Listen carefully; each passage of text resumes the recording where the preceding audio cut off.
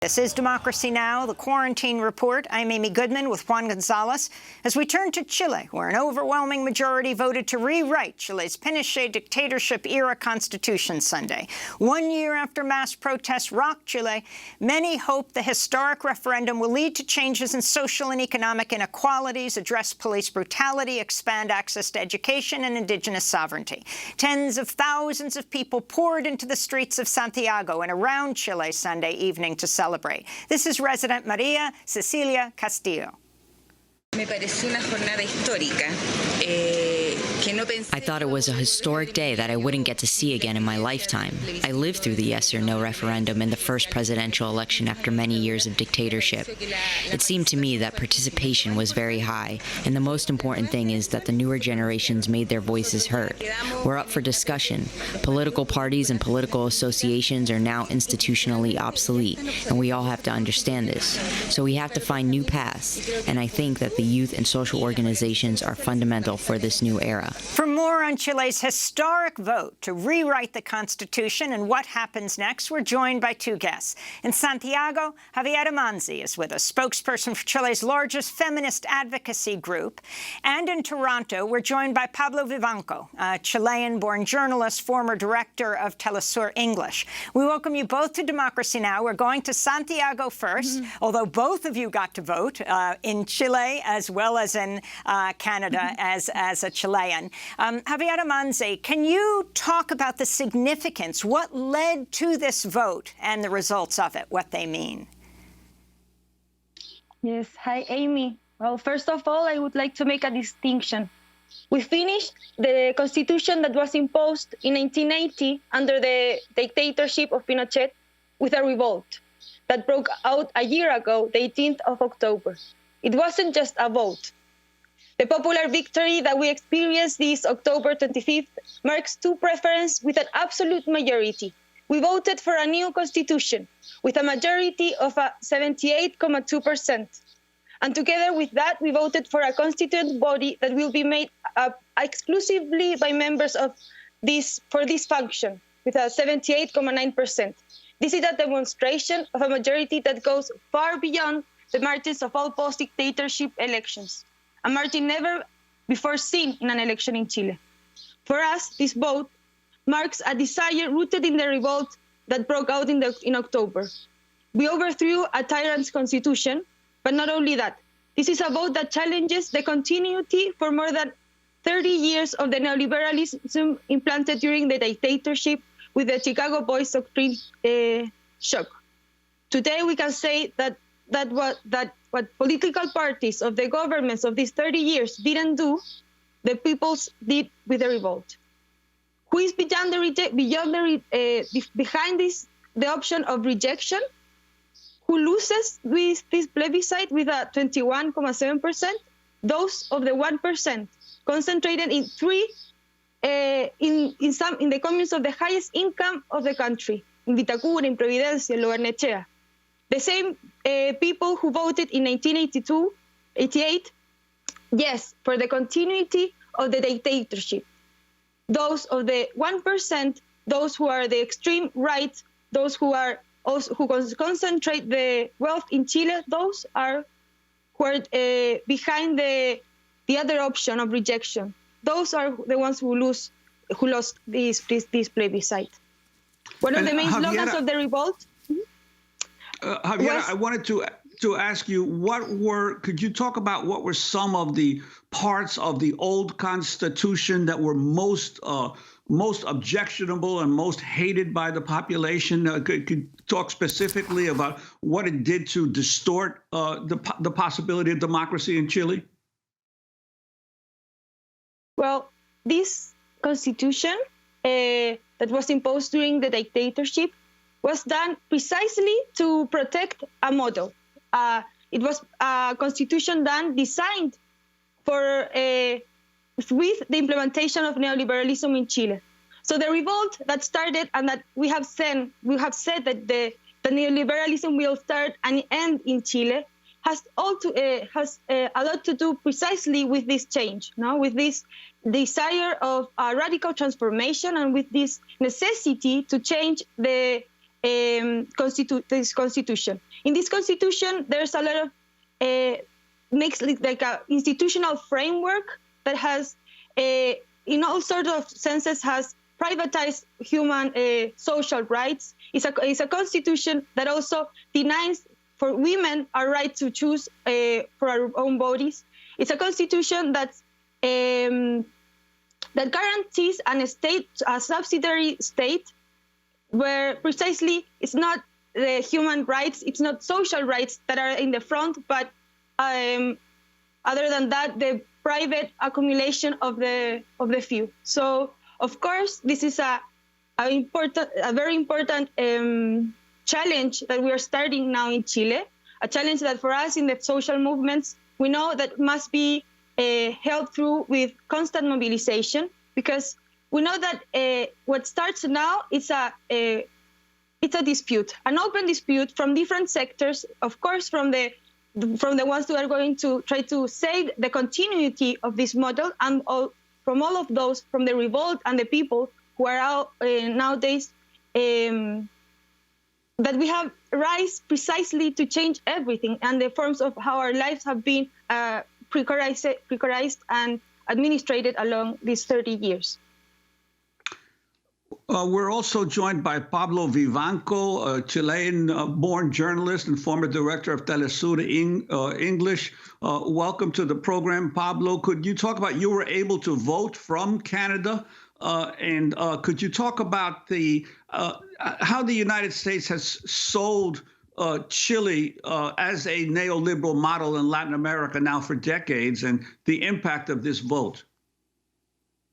Yeah, absolutely. And myself, along with Chileans from all over the diaspora in the world, a vast majority of which are folks that left because of the dictatorship, people that were forced to flee for their lives, or other folks like my family who were forced to flee in the 1980s, fleeing the economy, which had bottomed out and put working people in a situation where they had to leave. Which is another thing which is seldom talked about, because Chile is, like you said, upheld as a model, not only since its return to civilian government, but also throughout the 1980s. Neoliberalism was a disaster in Chile, even well before the 1990s or the current day. Chile has been upheld throughout the region as the model to follow.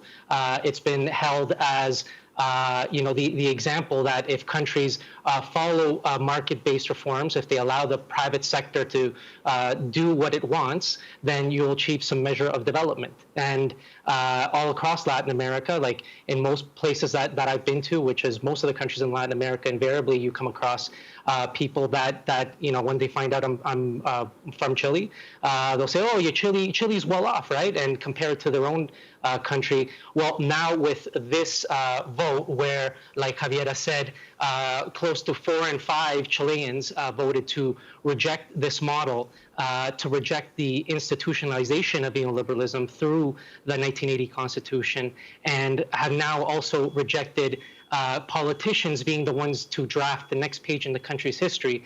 It really sends a signal throughout the region that that this selling of the Chilean model and of the neoliberalism, the neoliberal state, is a lie, and is something that Chileans know is a lie, Chileans know has failed, and now they've come out and said overwhelmingly that they reject it. This is Chile's president, Sebastian Pineda, responding to the landslide vote to rewrite the Pinochet dictatorship-era constitution.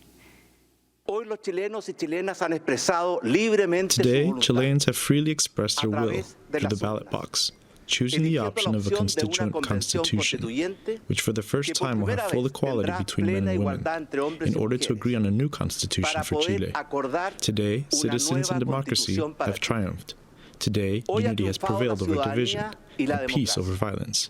And this is a triumph for all Chileans who love democracy, unity, and peace, without a doubt. So, Pablo Vivanco, I wanted to ask you, there you are in Canada, but you did get to vote, and you voted alongside your parents and your aunts and uncles.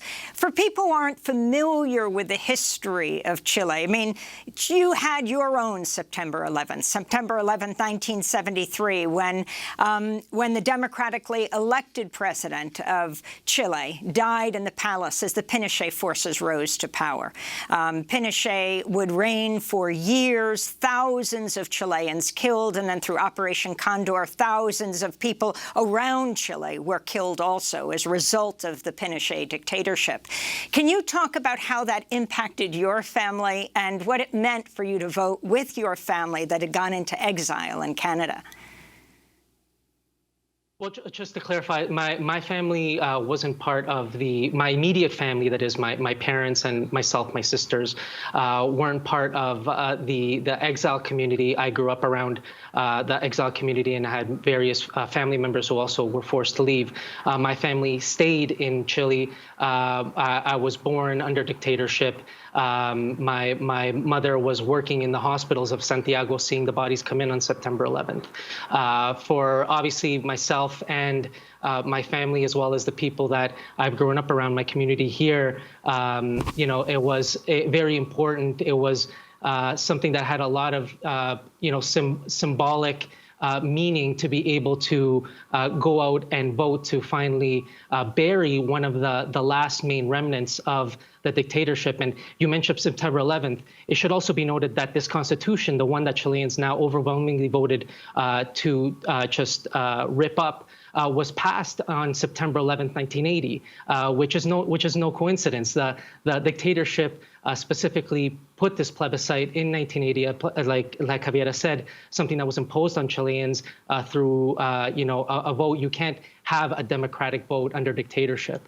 And that's what the dictatorship did in 1980, September 11th, when they passed this plebiscite, imposed this constitution on Chile. So if you look at the diaspora of Chilean emigres and exiles located in North America or in Europe, Australia, France, Sweden, all the places where the majority of Chileans went to in the 1970s and 80s, fleeing the human rights abuses and the authoritarianism of the dictatorship or the economic collapse. Overwhelmingly, Chileans voted also outside of the country to do away with this constitution and to start a new chapter in the country. And Javiera, could you talk to us about what this vote means, specifically in terms of grassroots movements, such as the feminist movement in Chile and also the indigenous populations of Chile? Well, for a start, what we voted Sunday begins with the first time in the world history that there will be a constitution that will be drafted for between men and women in equal basis. This means that for the first time, 50% of this constituent organ will be women and the other 50% men. This is historical. And this is a gain of the feminist movement, a gain that has been, because this is the first constituent process that we are holding in South America, in Latin America, in this last cycle of feminist politicization and mobilizations. With the feminist strikes and with all the massive demonstration of feminism as a protagonist of this moment and of this process. And for us, that is a major concern, because our major concern now is knowing that it's not the 50% of women in this process doesn't guarantee that feminism will be a protagonist. For us, it's a necessity that feminism is all around. It's in the institutional process, but also outside in the streets, mobilizing this desire and this need for a social transformation. And for us, it's important to protagonize this process with our demands, with our program, with what we've held during the feminist strikes. For the Mapuche movements today, precisely during these hours, there's a very important vote that's being in the Congress being discussed. We just have 10 seconds, Javiera. Yes, Revolt in Chile is a plurinational revolt. And now they're discussing the possibility of Mapuche people and indigenous people to have to participate in this convention.